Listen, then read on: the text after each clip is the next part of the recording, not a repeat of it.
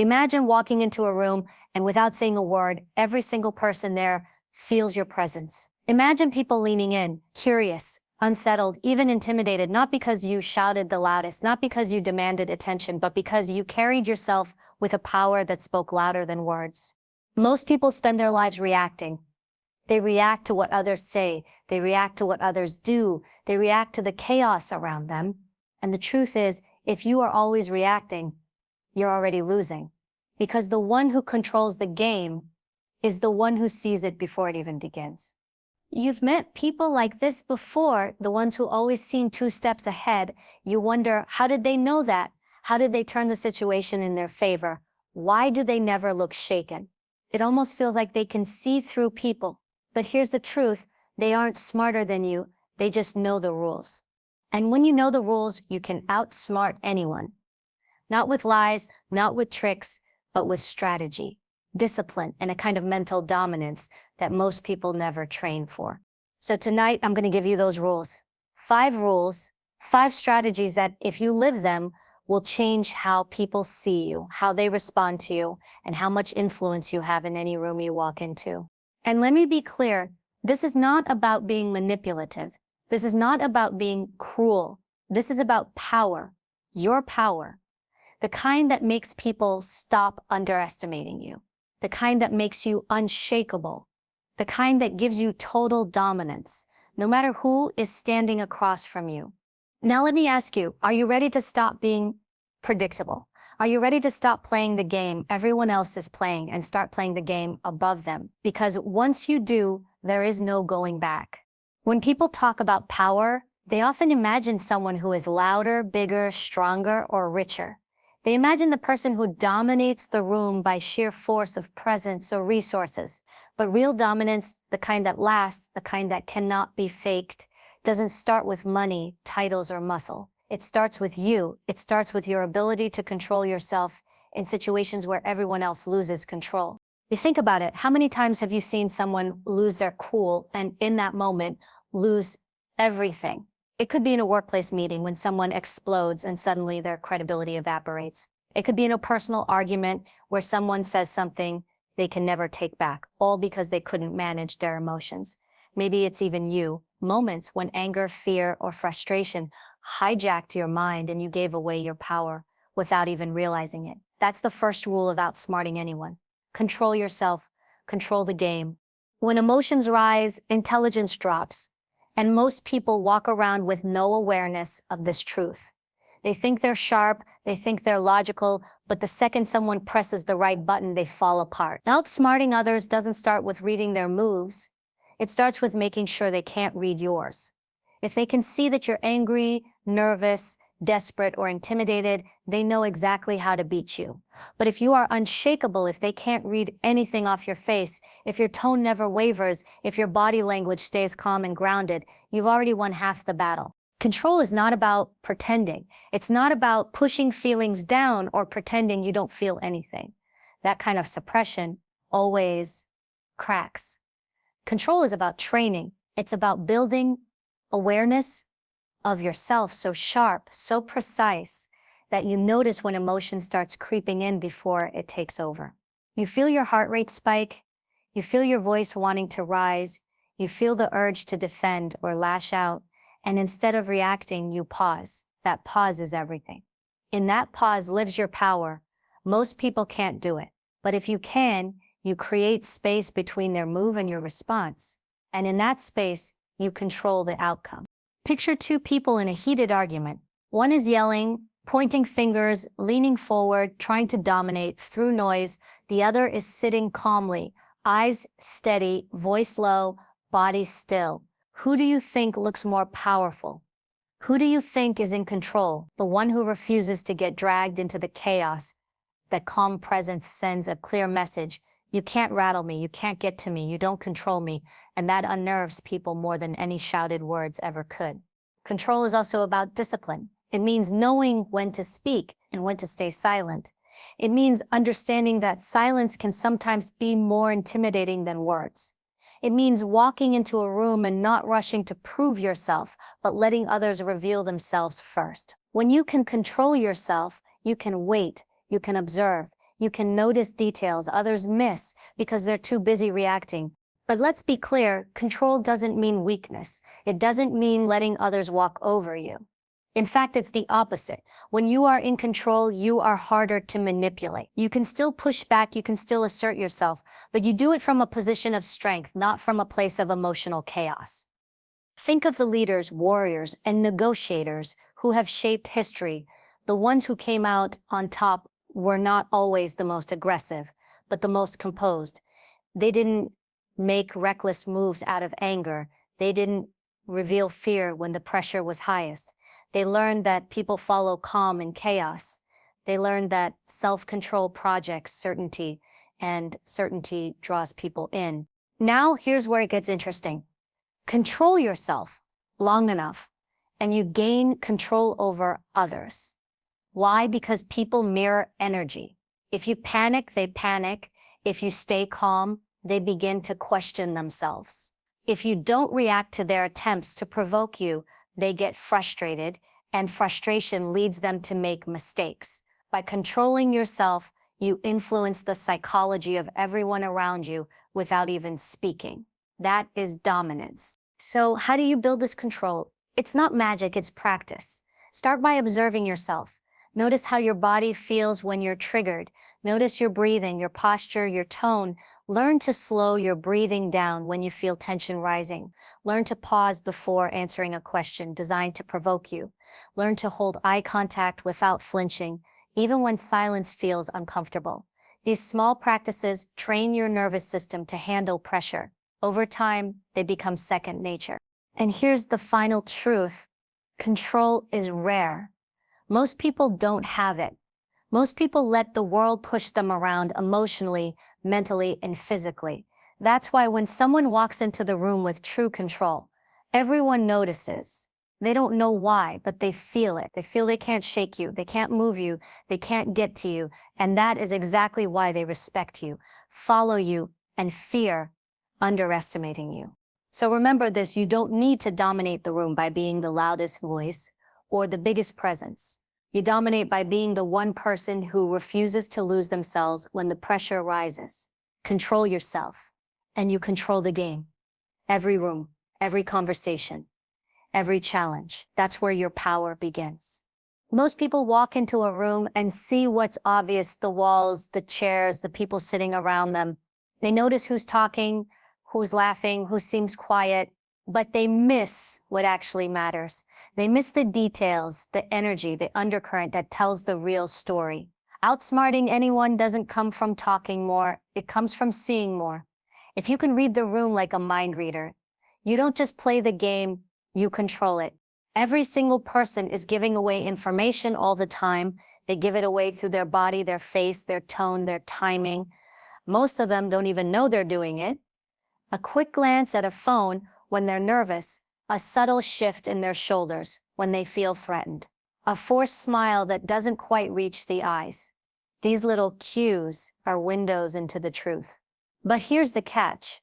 Most people are too busy talking, too busy planning their response, too busy trying to be seen to actually notice. If you train yourself to observe instead of react, you'll start seeing things that others are blind to. Reading the room begins the second you step in. Who's in charge here?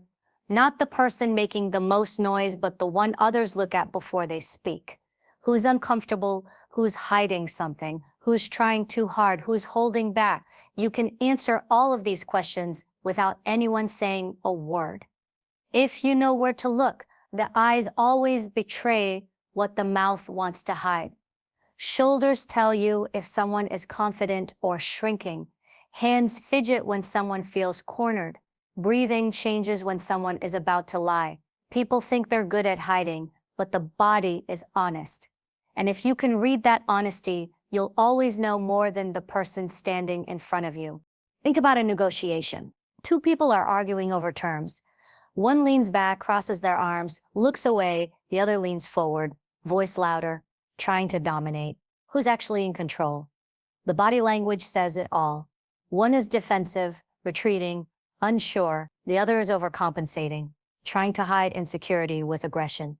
If you're trained to read this, you already know exactly where to press exactly when to stay silent, exactly when to strike. You don't guess, you know. That's how you gain dominance without ever raising your voice. But reading the room isn't just about spotting weakness. It's also about understanding dynamics. Every room has an energy. Some are tense, some are relaxed, some are competitive. If you misread that energy, you'll move the wrong way and lose people instantly. Have you ever seen someone crack a joke at the wrong time? They didn't read the room. Ever seen someone come in with too much confidence and instantly alienate everyone? They didn't read the room. Power doesn't just come from being strong. It comes from aligning with the rhythm of the space and then shifting it in your favor. Here's a simple tactic. When you walk into a room, don't speak right away. Take 10 to 15 seconds just to scan. Notice who looks at you first. Notice who avoids eye contact. Notice whose body turns slightly away. These are clues. The one who stares you down might be challenging you. The one who avoids your eyes might be insecure. The one who shifts their body might be resisting your presence. All of this happens before a single word is exchanged. And once you know this, you can adjust how you position yourself, how you speak, and how you engage. Now let's take it deeper. People reveal themselves through patterns. Someone who constantly interrupts isn't just rude, they're insecure and desperate to prove value. Someone who always agrees too quickly isn't just cooperative, they're either hiding something or they fear conflict. Someone who pauses before answering isn't just thoughtful, they might be constructing a lie. These patterns are gold. If you pay attention, you stop taking words at face value. You start seeing intention behind the words. And here's the beauty. When you read people this way, you don't have to push them. You can guide them. You can anticipate their moves before they make them. You can soften resistance before it builds. You can expose dishonesty without ever calling it out directly. Imagine how much easier life gets when you're never surprised by people's behavior, because you saw it coming long before they did. This skill also protects you. People manipulate, they lie, they hide motives. If you only listen to words, you'll fall for it. But if you train yourself to see beyond words, no one can blindside you. You'll notice when someone's story doesn't match their body language. You'll sense when someone's compliment carries hidden resentment. You'll see the tightening of a jaw that says they're angry, even though they're smiling. And because you see it, you can prepare. They can't play you because you've already read the script before they delivered the lines. Some people think this is about being paranoid. It's not. It's about awareness. Most people walk blind, they miss the details, and then they wonder why life blindsides them. Awareness is power. Observation is power. Silence is power. You don't need to out-talk someone, you need to out-see them. The truth is, if you can read the room, you no longer have to chase dominance.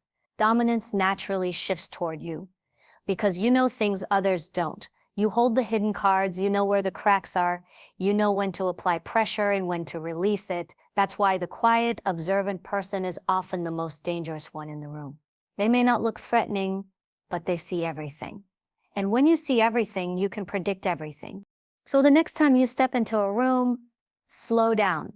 Let others rush to speak, rush to prove themselves, rush to fill the silence. You don't need to.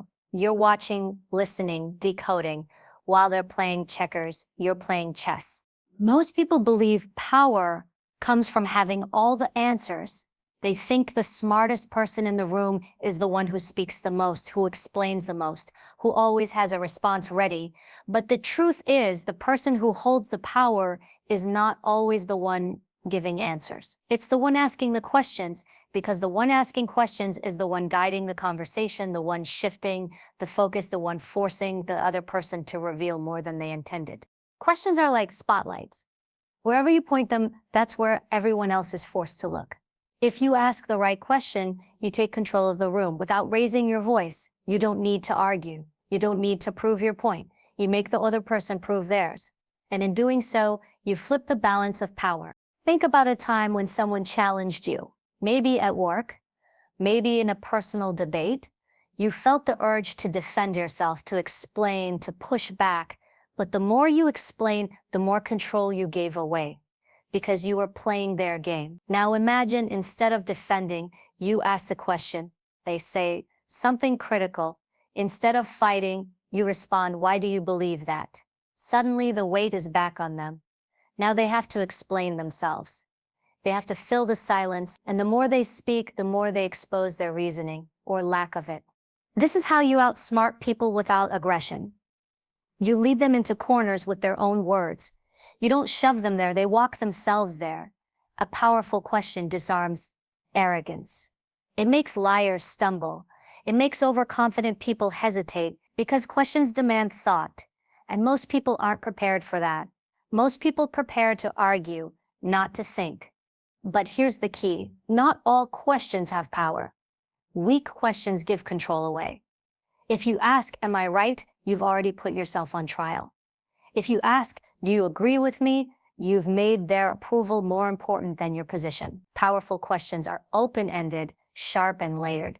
They don't give the other person an easy escape. Instead of asking, "Are you sure?" you ask, "What makes you certain?" Instead of asking, "Do you think that's true?" you ask, "How did you arrive at that conclusion?" These kinds of questions force the other person to reveal what's underneath their statement. Often you'll find it's weaker than it sounded at first. Let's look at this in real life. Imagine a manager trying to dominate a meeting, insisting their plan is the only way forward. Instead of arguing, someone calmly asks, "What risks do you see in your plan?" Now the manager has to slow down and think. Maybe they haven't considered the risks, maybe they stumble.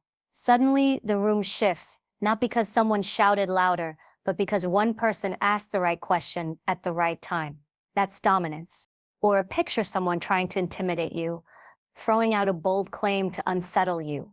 Most people either freeze or fight back, but instead, you lean in and say, "That's interesting. Why do you believe that's true?"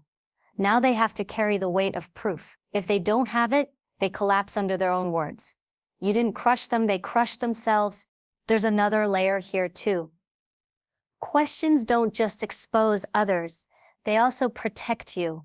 When you're asking questions, you're not giving away your thoughts, your emotions, or your strategy. You're making the other person do the heavy lifting, while you stay calm and in control. And the longer they talk, the more information they reveal about their mindset, their fears, their weak spots. Every answer they give is data you can use. That's why the quiet one, the one who asks, often knows more than the loud one who answers. But let me be clear, this isn't about asking questions to be clever or to embarrass people. It's about shifting the balance. It's about creating space where people expose themselves willingly while you gather strength. Questions are not weapons to humiliate. They're tools to lead. Use them wisely, and people won't even realize they're following your lead until they're already there. Another advantage of asking questions is psychological. People love to talk about themselves, their ideas, their beliefs. When you ask, you give them that chance. And while they're talking, they feel in control, but in reality, you're the one who handed them the microphone. You decide when they speak and what they speak about. That subtle control is more powerful than any loud declaration. To master this, practice in small ways. In conversations, resist the urge to fill silence with explanations. Instead, ask. When someone makes a bold statement, don't rush to agree or disagree. Ask them to go deeper. When you feel cornered, don't fight back. Turn the spotlight. Ask. You'll be amazed how quickly the energy shifts. Here's the final truth about questions. They make people think in ways they're not used to. Most people go through life repeating opinions, not analyzing them. They carry beliefs without examining them. When you ask a sharp question, you force them to stop, to consider, to confront their own gaps. And in that moment of hesitation, you gain the edge. Because hesitation means they're no longer in control. You are. So remember this, dominance doesn't come from having the last word. It comes from asking the word that makes everyone stop and think. It comes from shifting the weight of proof. It comes from guiding conversations instead of being dragged through them. If you can master the art of asking questions that cut through noise and expose truth, you won't just win arguments. You'll own the room without anyone even realizing how you did it. That's the real power of questions. Most people believe power comes from showing strength, from proving what they know, from putting everything on the table to impress others. But the truth is, the person who reveals the least is often the most dangerous in the room. Dominance doesn't come from telling everyone what you can do. It comes from keeping people guessing about what you're truly capable of. When people don't know your limits, when they can't read your hand, they tread carefully. That uncertainty gives you an advantage no one can take from you. Think about a poker game. The winner is rarely the one with the best cards. Every round, the winner is the one who never lets others know what they're holding. They bluff, they fold, they stay calm, they make others nervous by keeping their intentions hidden. In life, the same rule applies. If everyone always knows what you're thinking, what you're feeling, what you're planning, you've given away your leverage. You've handed them the manual on how to deal with you. But if they can't read you, if they can't predict you, you force them to play cautiously. That's when you control the game. Never showing all your cards begins with emotional control. When something excites you, you don't always show it. When something angers you, you don't always react. When someone tries to provoke you, you don't give them the satisfaction of seeing a response. The less people can read your emotional state, the harder it is for them to manipulate you. That's why those who stay calm under pressure are often the ones everyone respects, even fears. It's not about being cold or robotic. It's about being intentional. You decide what to reveal and what to keep hidden. You share enough to connect, but not enough to be predictable. Think about the people who overshare, who spill every thought, every feeling, every weakness the second they feel stressed.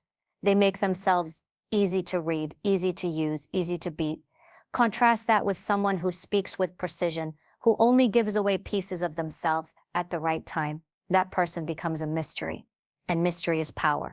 Here's where strategy comes in. When you don't reveal everything, you create space for people to underestimate you or overestimate you. Both work in your favor.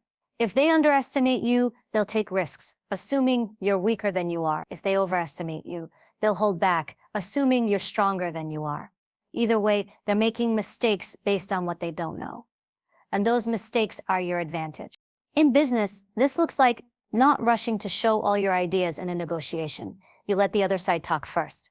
You listen, you watch, you let them reveal their position before you reveal yours. The longer they speak, the more they give away. By the time you show your hand, you already know exactly where to strike. In personal relationships, it's about not revealing your vulnerabilities too early. Trust is earned, not handed out. You decide who gets access to your inner world. But there's another layer here, timing. Sometimes you hold back, not forever, but until the right moment. Think of it like a chess game. You don't move your queen on the first turn. You wait, you position, you let the board open up. Then when the time is right, you make your move, and it changes everything. People who reveal all their cards too soon have no surprises left. They've shown their power before it mattered most. Those who wait, who reveal strength at the exact moment it makes the biggest impact, are the ones who dominate. Keeping people guessing also protects your freedom. If everyone knows what you want, what you plan, what you'll do, they can block you, they can trap you. But if they're uncertain, they hesitate. And in hesitation, you move freely. The most unpredictable person in the room is always the hardest to control. That's why unpredictability is a weapon. Now, some people misunderstand this rule. They think it means being secretive all the time, never showing emotion, never connecting. That's not the point. The point is control. You choose what people see. You choose when they see it. You reveal enough to lead, to inspire, to influence. But you don't give away your whole map. You keep a part of yourself private, powerful, untouchable. That untouchable part is your edge. Think about history's most effective leaders, negotiators, even warriors. They rarely revealed their full strength up front. They let people wonder. They let rumors build. They let uncertainty do the work for them. When enemies don't know your numbers, your strategy, or your endurance, they fear the unknown. Fear of the unknown is often stronger than fear of what's visible. So how do you practice this? Start small. Don't always reveal what you're thinking the second it comes to mind. Let others speak first. Don't show excitement too quickly when an opportunity comes your way. Don't rush to reveal your weaknesses to people who haven't earned your trust. Speak less than you know. Hold more than you show. Move with intention, not impulse. Over time, people will notice something different about you. They won't be able to figure you out. They'll lean in, trying to read you, trying to predict you, but they won't be able to. And that's when they'll give you more respect, because people respect mystery. They respect strength they can't fully measure. So remember this, the loudest person in the room isn't always the strongest. The one who shares everything isn't always the most trustworthy. True power belongs to the one who plays their hand with strategy, who keeps people uncertain, who waits for the perfect moment to reveal just enough, never show all your cards. Because the moment you do, the game is no longer yours. Keep them guessing, and you'll always stay one step ahead. Pressure is where most people break. It's the test that separates those who lead from those who follow, those who rise from those who collapse. Everyone looks strong when things are easy. Everyone looks confident when the stakes are low. But the moment pressure shows up, when the deal is on the line, when the room is silent, waiting for your answer, when the challenge feels bigger than you, that's when most people fold. And that's exactly why, if you can turn pressure into power, you instantly stand above the rest. The first step to mastering pressure is to change how you see it. Most people see pressure as a threat. Their body reacts with stress. Their mind floods with doubt. They start thinking, what if I fail? What if I mess this up? What if I'm not enough? That mindset turns pressure into a weight that crushes them. But pressure is not the enemy. It's an opportunity. Pressure means you're in a moment that matters. Pressure means you're standing in an arena where the outcome could change your life. That's not something to fear. That's something to embrace. Because those moments are where greatness is built. Think about a diamond. A diamond is just carbon until it's put under pressure. Without that force, without that stress, it remains ordinary. Pressure creates value. Pressure creates brilliance. And it's the same with you. Without challenges that test you, you'll never know how sharp, how resilient, how powerful you really are. Turning pressure into power is about conditioning. You can't expect to face the storm for the first time and suddenly thrive. You prepare for it. You put yourself in situations that stretch you, that make you uncomfortable, that demand more than you think you have. You practice being uncomfortable until it no longer rattles you. You give that speech even though you're nervous. You take that meeting even though you feel out of place. You face that conflict instead of awaiting it. Every time you step into pressure instead of running from it, you build mental muscle. And like any muscle, the more you train it, the stronger it gets. But here's the secret. Pressure doesn't destroy you. Resistance to it does. When you fight against pressure, when you let fear take over, you burn energy. You panic, you tighten up, you make mistakes. But when you lean into pressure, when you accept it as part of the process, it becomes fuel. It sharpens you. It makes you more alert, more alive. Pressure forces you to focus in a way comfort never will, and that focus is power. Think about athletes in the final moments of a game. The score is tied. The crowd is screaming. Everything depends on the next move. Some crumble. They freeze. They miss the shot. They let fear dictate the outcome. Others thrive. They slow down inside, even while the outside world is chaos. They breathe. They lock in. They deliver. The pressure didn't break them. It elevated them. The same principle applies to every area of life. Pressure can break you, or it can make you, and that choice is always yours. Another truth about pressure is this. It reveals leadership. When things go wrong, when stress is high, when no one knows what to do, people look around for someone steady. If you can be that steady presence, you instantly earn influence. You don't have to be the loudest or the most experienced. Turning pressure into power also requires trust in yourself. When you doubt yourself under stress, you freeze.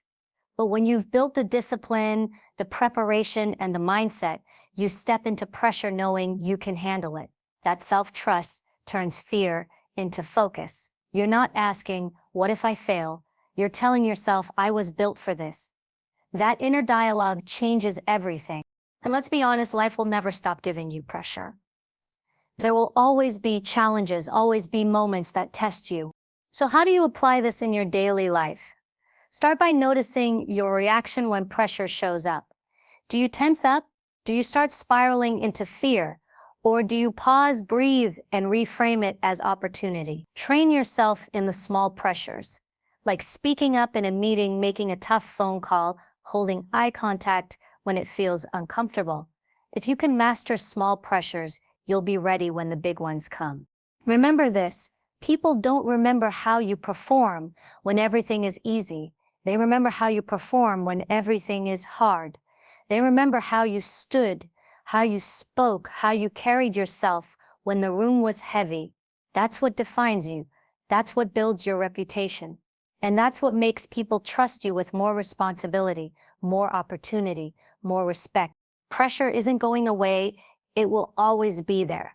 But if you stop running from it, if you start leaning into it, if you use it to sharpen you instead of break you, then pressure becomes your greatest ally. It becomes the fire that forges you into something stronger than you ever imagined. While others break under the weight, you'll rise above it. And when they look around for who to follow, for who to trust, for who to stand behind, it will be you. Because you didn't just survive pressure, you turned it into power. You've now seen the rules, 5 principles that can shift the balance in any room, in any confrontation, in any moment of challenge. Control yourself, and you control the game. Read the room and you see what no one else sees.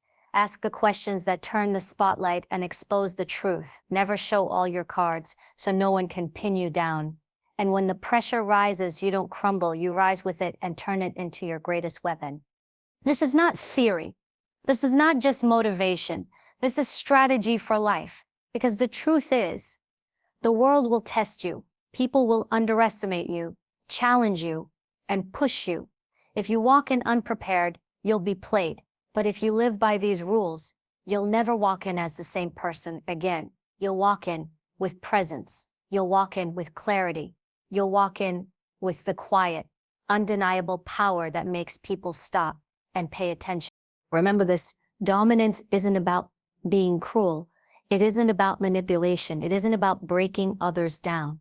It's about strength, discipline, and self-mastery. It's about showing up so sharp, so grounded, so unshakable, that no one can control you, no one can rattle you, and no one can dismiss you. So the next time life puts you in a high-stakes moment, don't shrink. Don't doubt yourself. Stand tall, breathe deep, and remember the rules. Outsmart them, not by force, but by strategy. Lead not with noise, but with presence. And win not just the moment, but the respect that comes with it. Because at the end of the day, the greatest power you'll ever hold is the power over yourself. Master that, and there is nothing, no person, no situation, no challenge that you cannot dominate.